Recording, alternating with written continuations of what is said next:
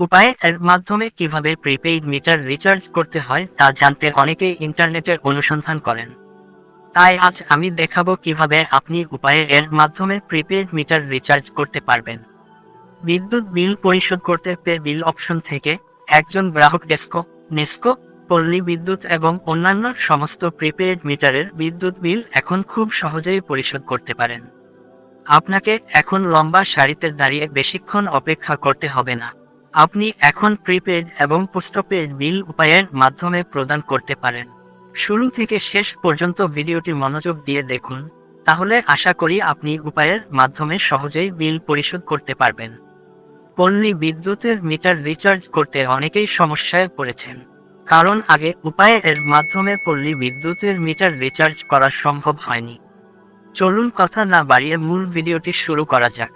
মূল ভিডিওটি শুরু করার আগে আপনাদের কাছে ছোট্ট একটি অনুরোধ, ভিডিওতে একটি লাইক এবং চ্যানেলে নতুন হয়ে থাকলে চ্যানেলটি অবশ্যই সাবস্ক্রাইবও করে দিবেন।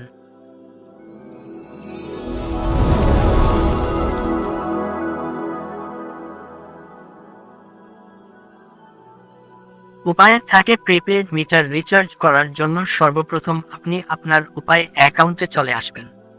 উপায় অ্যাকাউন্টে আসার পর আপনারা দেখতে পাবেন পে বিল। এখান থেকে পে বিল অপশনে ক্লিক করবেন।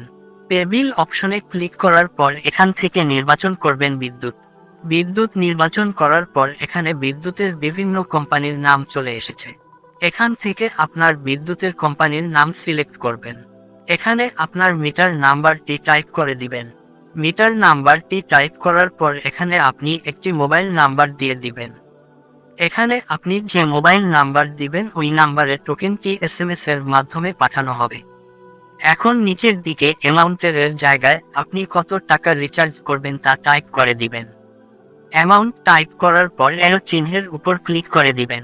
এখন কাস্টমারের নাম দেখাবে।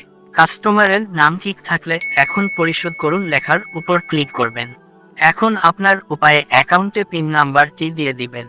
উপায়ে অ্যাকাউন্টে পিন নাম্বার দেওয়ার পর এরো চিহ্নের উপর ক্লিক করবেন। এখন এটি স্লাইড করে দিবেন। এখন আপনার রিচার্জ হয়ে যাবে। এখন আপনার নাম্বারে এসএমএস এর মাধ্যমে একটি টোকেন দেওয়া হয়। এখন আপনার টোকেন নাম্বারটি উঠিয়ে নেবেন আপনার মিটারে। টোকেন নাম্বারটি মিটারে উঠানোর পর এন্টার চিহ্নে ক্লিক করলে আপনি যত টাকা রিচার্জ করেছে সেই টাকা আপনার মিটারে রিচার্জ হয়ে যাবে। এখানে সকল ভেট কাটার পর অবশিষ্ট টাকা আপনার মিটারে রিচার্জ হবে। এভাবে খুব সহজেই আপনিও উপায়ে অ্যাকাউন্টের মাধ্যমে প্রিপেড মিটারের বিল রিচার্জ করতে পারবেন। এই ছিল আমার আজকের ভিডিও। ভিডিওটি যদি ভালো লাগে ভিডিওতে একটি লাইক এবং বন্ধুদের মাঝে শেয়ার করে দিবেন। চ্যানেলে নতুন হয়ে থাকলে অবশ্যই চ্যানেলটি সাবস্ক্রাইবও করে দিবেন। তাহলে আজকের মতো বিদায়, আল্লাহ হাফেজ।